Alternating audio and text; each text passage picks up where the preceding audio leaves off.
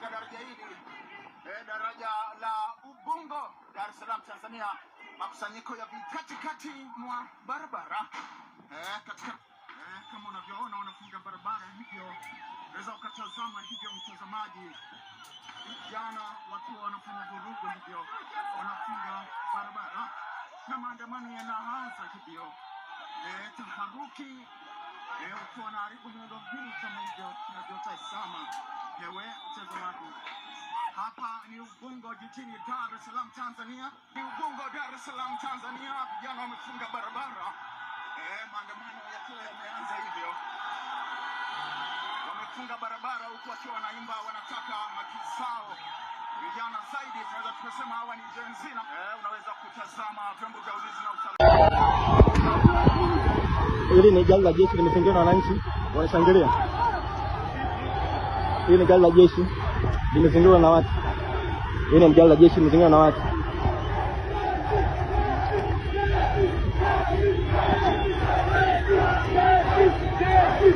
Hili gari la jeshi limeshangiliwa na watu.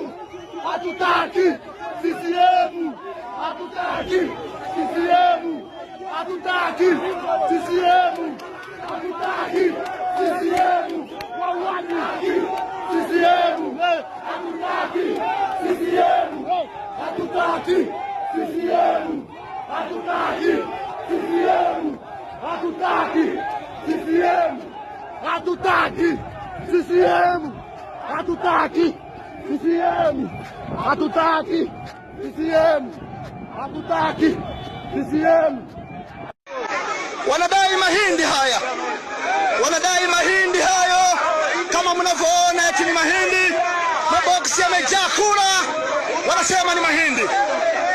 Ndugu zangu, hii ndio Tanzania, ndani na nje ya nchi. Watu wazidi kushuhudia. Hai gari imejaza maboksi ya kula, inakuja kuingia wilayani na kutangaza kuwa mahindi.